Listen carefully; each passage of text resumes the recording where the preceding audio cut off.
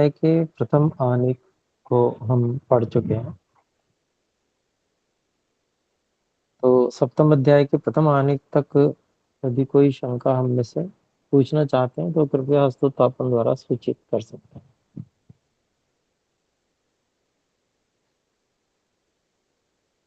रिया जी बोलो। ओम नमस्ते गुरुजी। गुरुजी, ये नमस्ते। जो छठे अध्याय का अंतिम सूत्र है, 16वां सूत्र है गुरुजी। इसे स्पष्ट है मुझे यहाँ पर जो बातें कही, एक जो बात मैं समझी हूँ यहाँ पर कि यहाँ पर जो कह रहे हैं कि जो सकाम कर्म है वह तो उसके विषय में हो गया, यानी यहाँ पर जो आध्यात्मिक कर्म, आत्म कर्मसु, यानी ये जो निष्काम का कर्म है, इसको यहाँ पे अर्थ ले सकते हैं गुरुजी कि वे मोक्ष के कारण बनते हैं,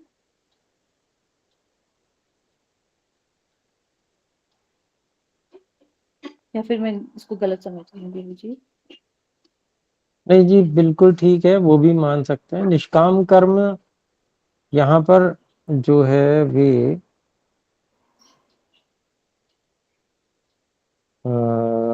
यदि समझ में आ गए कि निष्काम कर्म होते कौन से हैं तो वो बिल्कुल ठीक है। कई बार व्यक्ति भ्रांति में रहता है, निष्काम कर्म कुछ और ही समझता रहता है।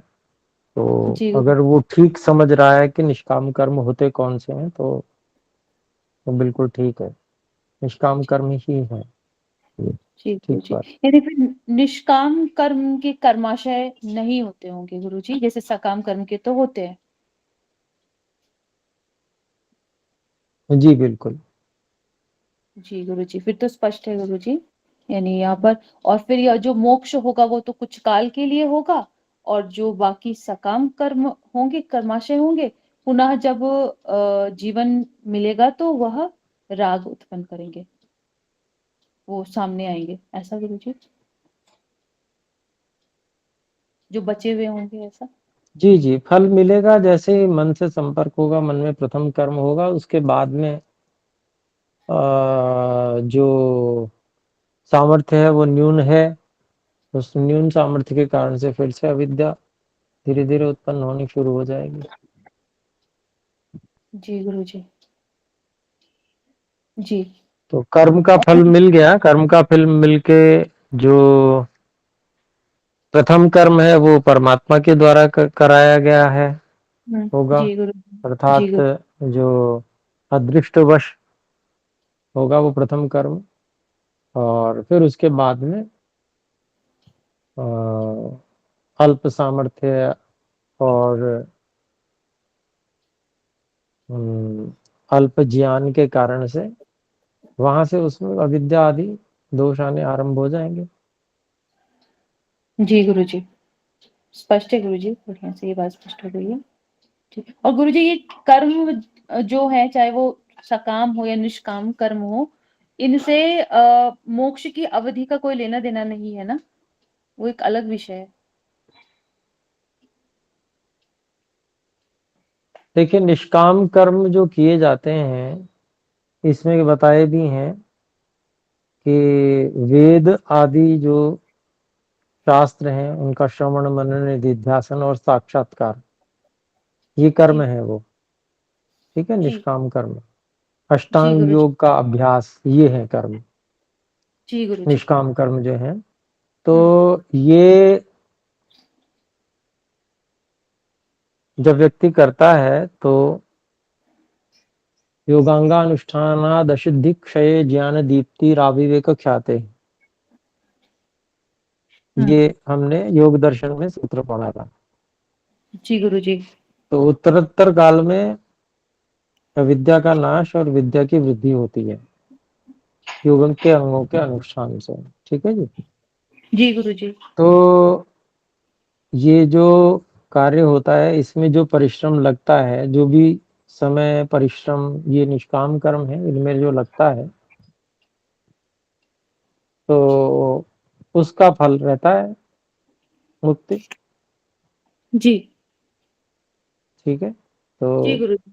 इससे मतलब नहीं है ऐसा क्यों कह रहे हैं आप? उससे मतलब है भाई, निष्काम कर्म का फल है मुक्ति। निष्काम कर्म करने से अविद्या का नाश और विद्या की वृद्धि होती है।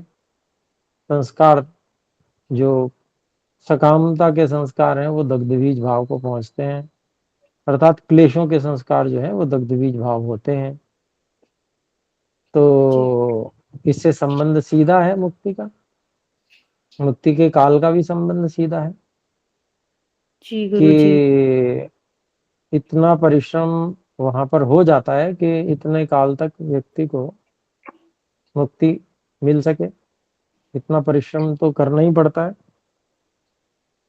जी गुरु ठीक है जी। जी। जी, यानी तो उससे जितना संबंध है। पुरुषार्थ किया। जी गुरु जी। हम्म। जी गुरु जी। तो वो जी परिश्रम पुरुषार्थ तो करना ही पड़ता है। वो जो है कर्म भी है,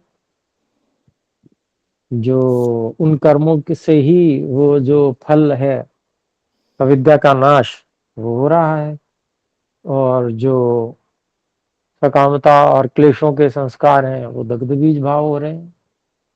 और जब ये कार्य पूरा हो जाता है उन निष्काम कर्मों के द्वारा, तो मुक्ति की योग्यता बन जाती है, तो फिर फल मिलता है उसका। ठीक है जी। जी गुरु। तो जी सीधा गुरु जी। संबंध है, उसमें संबंध नहीं होने वाली बात नहीं। सकाम जी कर्मों का सीधा संबंध पुनर्जन्म से है। जैसा कर्म वैसा फल, जितना कर्म उतना फल, यही न्याय है। जी। ठीक है, संबंध तो है। आप इसको समझें अच्छे से और विचार करें। जी गुरु जी। ठीक है जी गुरु जी, स्पष्ट हुई बात है। धन्यवाद गुरु जी।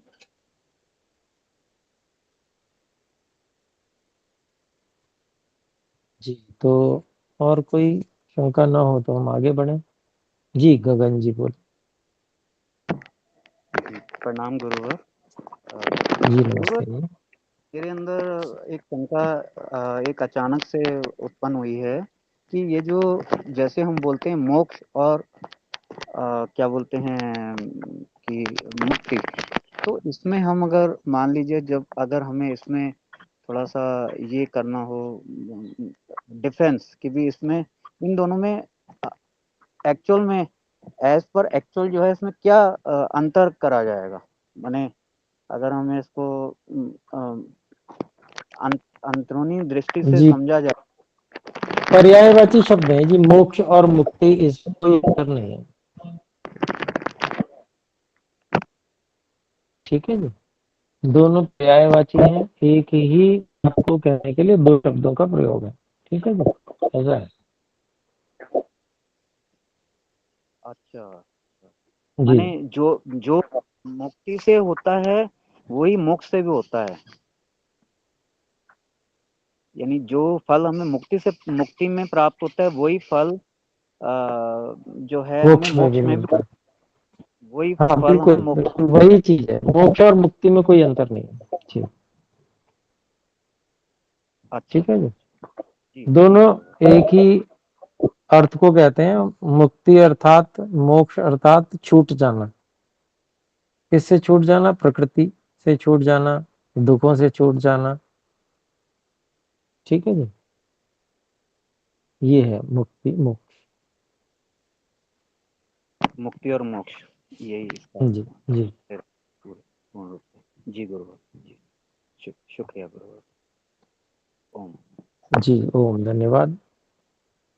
तो आइए अब हम लोग कुछ आगे बढ़े। द्वितीय अध्याय, सप्तम अध्याय का, क्षमा करें, सप्तम अध्याय का द्वितीय आहनिक हम आरंभ करते हैं।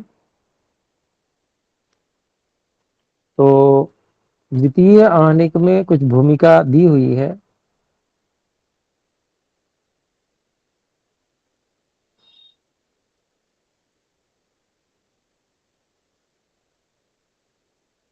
तो यहाँ पर जो बात पहले कही थी कि सूची कटाह न्याय, तो छोटी छोटी चीजों को पहले कह दिया।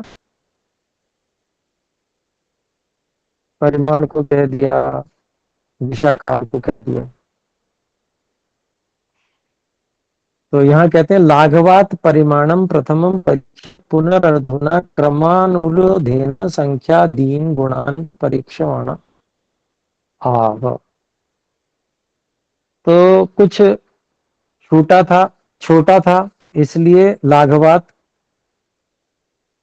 हल्का होने से या कम होने से परिमाण को पहले परिमाण की परीक्षा करके फिर अब अधुना क्रम अनुरोधेन क्रम के अनुरोध से अर्थात क्रम प्राप्त होने से संख्यादीन गुणान संख्या आदि गुणों को परीक्षमाण परीक्षा करते हुए आह। सूत्रकार महर्षि कणाद जी कहते हैं,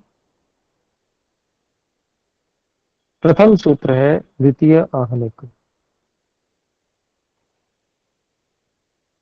रूप रस गंध स्पर्श व्यतिरेकादर्थांतरमेकत्वम।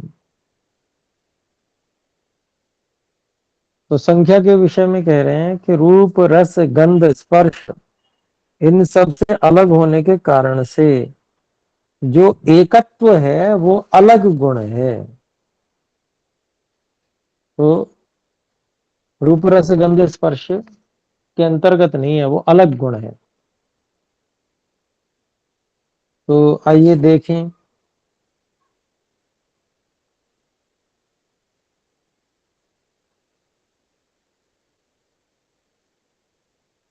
इसके भाष्य को देखते हैं।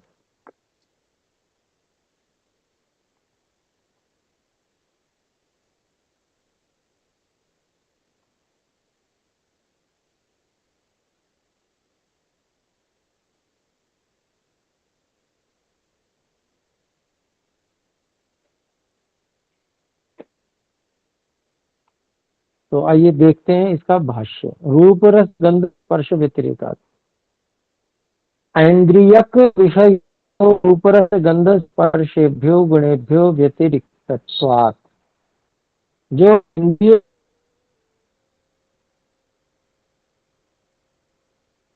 वाले विषय हैं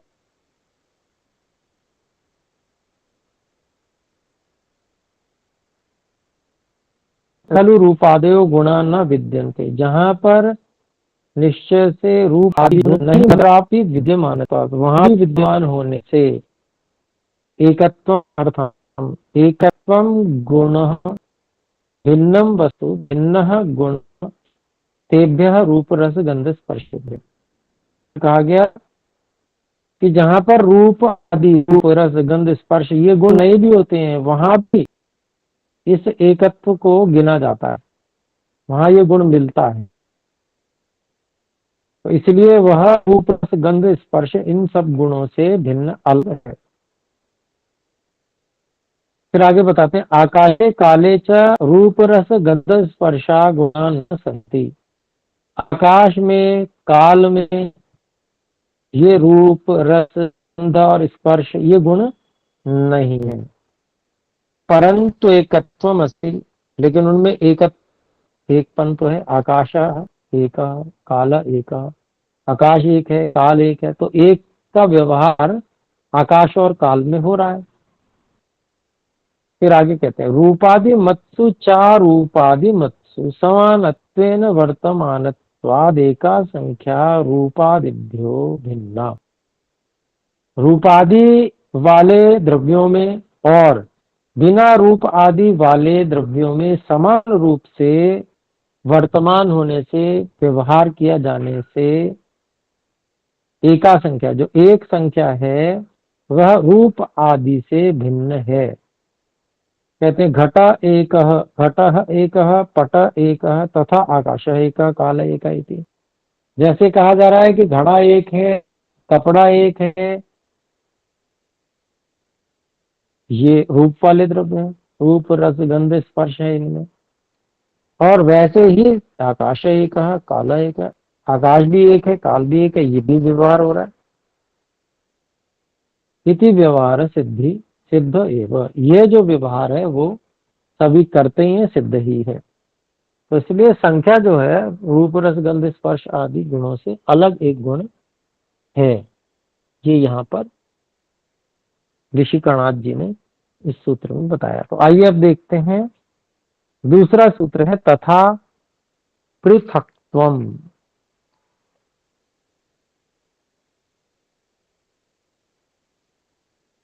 कहते हैं और पहले ही वाले हेतु से ही जो पृथक्त्व गुण है वह भी रूप आदि गुणों से अलग गुण है। तो इसका भाष्य देखते हैं। तथा पृथक्त्वम यथा रूप रस गंध स्पर्शेभ्यो अर्थांतरम भिन्नम वस्तु खलु एकत्वम तथा ही एक पृथक्त्वमपि रूपादिभ्यो भिन्नो गुणः। कहते हैं जैसे रूप रस गंध स्पर्श इन सब से भिन्न वस्तु गुण कह लें वह एकत्व है, तथा ही वैसे ही एक पृथक्त्वमपि अर्थात एक अलग होना पृथक्त्व ये भी रूप आदि से भिन्न गुण है। आगे कहते हैं देखिए रूपादिभ्यो व्यतिरिक्तत्वाद एव क्योंकि रूप आदि से अलग होने के कारण से ही यथा रूपादिमान घटः पटो वा अस्ति एको अरूपादिमान काल एक आकाश एकः। तो जैसे रूप आदि वाली चीजें घड़ा कपड़ा घड़ा या कपड़ा वो एक हैं, वैसे ही बिना रूप आदि वाले जो काल और आकाश हैं वो भी एक हैं। तथा पृथक पृथक च प्रत्येक ऐसे ही जैसे वो एक हैं तो वो अलग अलग भी हैं, सभी अलग अलग भी हैं। तदेतत् पृथक्त्वम एक संख्यान्वितम एक पृथक्त्वम रूपादि रूपादिमति घटादौ यथा अस्ति। कहते हैं वह यह जो पृथक्त्व है वह एक संख्या से जुड़ा हुआ एक पृथक्त्वम ऐसा कहा जाता है। इसमें रूपादिमति घटा दो रूप आदि वाले जो घड़े आदि पदार्थ है उनमें यथा अस्ति जिस प्रकार से प्रयोग में आता है एक पृथक्त्वम जैसे रूपादि वाली चीजें घड़े आदि में जैसे है यथा अस्ति तथैव अरूपादिमति खलु आकाशे अपि खलु आकाशे काले चापि अस्ति। तो वैसे ही ये एक संख्या से युक्त जो पृथक्त्व है एक पृथक्त्व जिसे कहा जा रहा है वह जैसे घड़े आदि में है वैसे ही बिना रूप वाले जो आकाश है और काल है उनमें भी है। कहते हैं यथा घटात पटः पृथक एकः जैसे घड़े से कपड़ा अलग है एक अलग है तथा वैसे ही घटाद आकाशोपि पृथक एक पदार्थ ऐसे ही घड़े से आकाश भी अलग एक अलग पदार्थ है। घट एक पट एक कट एक इति कथने घड़ा एक है कपड़ा एक है चटाई एक है ऐसा कहने में यद्यपि एकत्वम गुणः प्रवर्तते यहाँ एकत्व गुण का व्यवहार हो रहा है परंतु तत्र सर्वेषु तद एकत्वम न एक रूपम लेकिन उन सभी में जो एकपन है वो सब एक ही रूप वाला एकपन नहीं है। एकपन सब में एक जैसा एकपन नहीं किंतु पृथक पृथक एवं बल्कि वो जो एकपन है वो सब में एकपन अपना अपना अलग अलग प्रकार का एकपन है। नोचेत घटपटादि भेदो न स्यात् अगर ऐसा नहीं है तो घड़ा और कपड़ा आदि ये इनमें भेद न होवे। तस्मात् तत्र एक पृथक्त्वमपि गुण एकत्वेन गुणेन सह संवर्तते। तो इसलिए वहां जो एक पृथक्त्व यह भी जो गुण है वह एक पन गुण के साथ में व्यवहार में आता है। अत एक पृथक्त्वम गुणो रूपादिभ्यो भिन्नो गुणो अस्ति इति सिद्धम। तो इस बात से क्या आई बात